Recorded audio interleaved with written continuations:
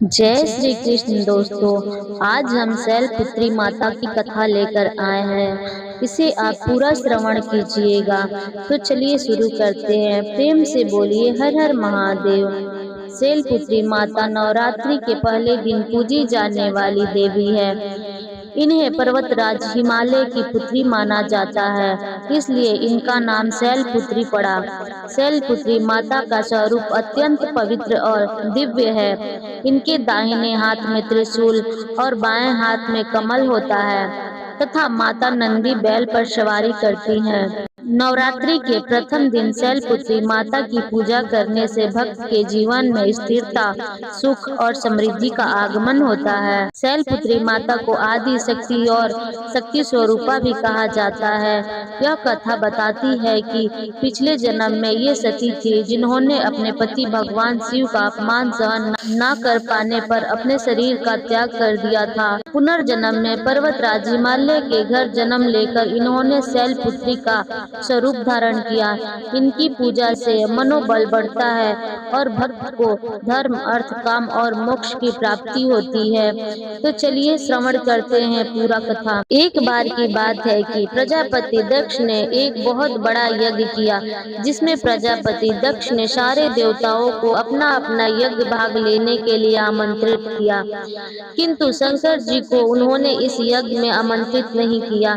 सती ने जब यह सुना कि उनके पिता प्रजापति दक्ष एक अत्यंत बड़े और भव्य यज्ञ का अनुष्ठान करने जा रहे हैं, तब वहां यज्ञ जाने के लिए उनका मन करने लगा और अपनी यह इच्छा उन्होंने शंकर जी के आगे प्रकट की। सारी बातें सुनकर और उस पर विचार करने के बाद भगवान शंकर ने कहा, आपके पिता प्रजापति दक्ष हमसे रुष्ट है। उन्होंने अपने यज्ञ में सभी देवी देवताओं को आमंत्रित किया है, उनके यज्ञ भाग भी उन्हें दिए हैं, किंतु हमें आमंत्रित नहीं किया है, यहाँ तक कि कोई सूचना भी नहीं भेजी है। ऐसी स्थिति में बिना बुलाए तुम्हारा वहाँ यज्ञ में जाना किसी प्रकार से भी ठीक नहीं होगा। शंकर जी की बात का सती पर कोई प्रभाव नहीं हुआ और पिता द्वारा किए जा रहे यज्ञ देखने और वहां जाकर अपनी माता और बहनों से मिलने की उनकी इच्छा किसी प्रकार से भी शांत नहीं हुई। उनका प्रबल अनुरोध जानकर भगवान शंकर जी ने उन्हें अपने पिता के घर यज्ञ में जाने की अनुमति दे दी।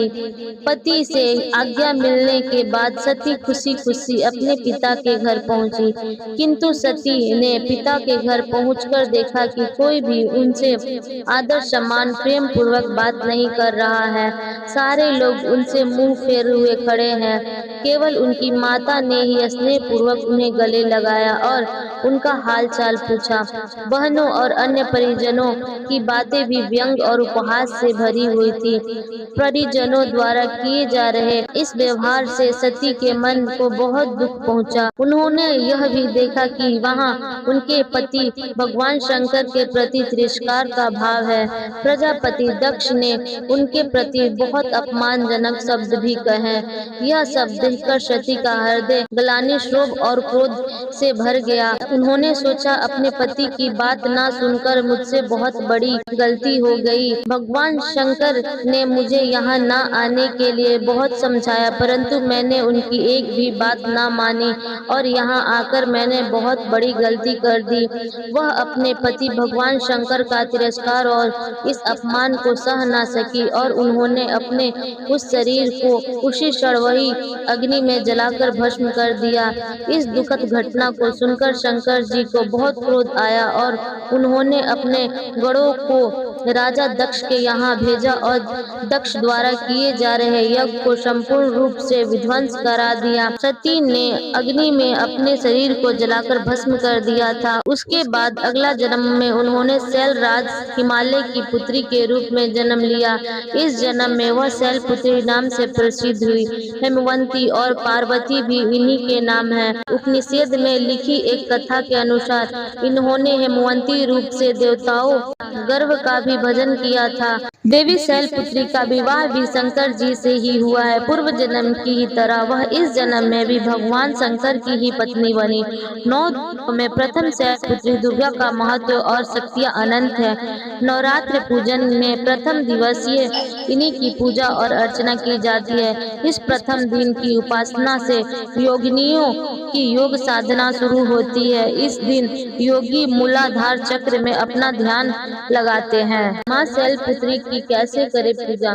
नवरात्रि के पहले दिन माँ शैलपुत्री की पूजा में दिशाओं का आवाहन किया जाता है। पहले से लेकर आखिरी दिन तक नवरात्रि की पूजा में कपूर का इस्तेमाल बेहद शुभ माना गया है।